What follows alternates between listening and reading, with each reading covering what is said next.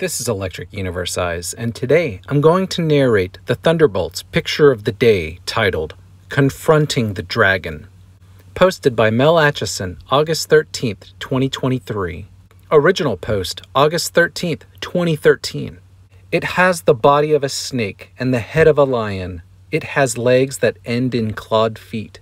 It often has wings. It flies, or at least it comes from the sky. It breathes fire. It's an absurd creature, and the stories can be dismissed as the fantasies of idle, primitive minds, except the stories come from Mesopotamia and Mesoamerica, from England to Australia. They emerge from the time before recorded history. They are part of a voluminous literature of stories that are called myths and legends. All are absurd. Together with rock art, constitute the oldest heritage of our species. They come from where we came from, and they give context to who we are and why we are who we are. They have a regularity, like sunrise and sunset, but a regularity that is chillingly alien. How could all these apparently unconnected societies tell essentially the same story and draw essentially the same figures with many of the same specific details? Curious minds want to know why, not the why of the dragon, of the individual stories and images, but the why of global absurdities. The intelligibility to be understood is the consilience of myths and petroglyphs everywhere. That they are stories and images of nature satisfies the global part. The absurdities part cannot be dismissed by saying that ignorant primitives who lived in and were more dependent on nature's regularities and vicissitudes than the knowledgeable experts today didn't know what was really happening. The ancients were smart enough to trace the path of Venus and to predict her appearances. Why then did they identify her with the dragon?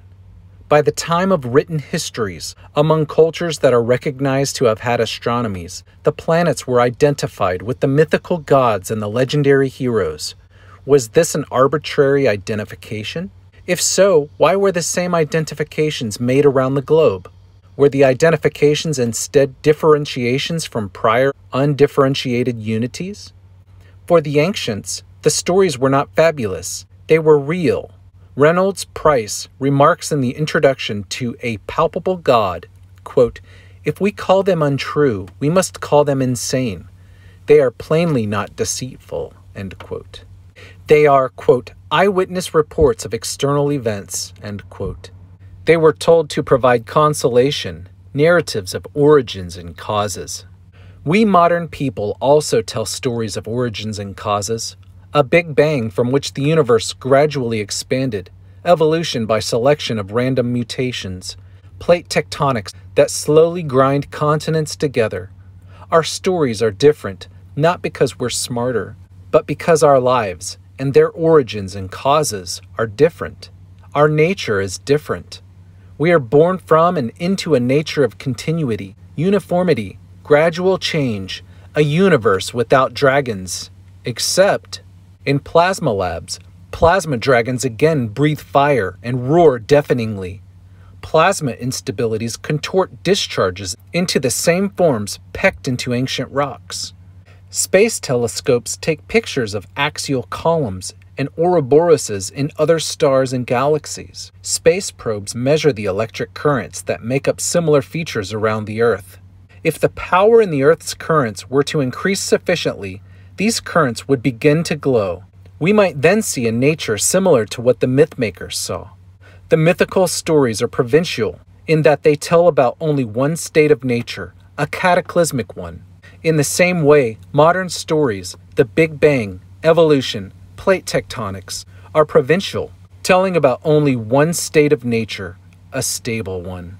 However, we see in plasma labs, in space, and in the ancient past that nature has several states. We need new stories, new theories that can tell us about the origins and causes of this multi-state nature. We need new stories that can console us as we struggle to live lives that seem to bridge these dual and dueling states. This was written by Mel Acheson.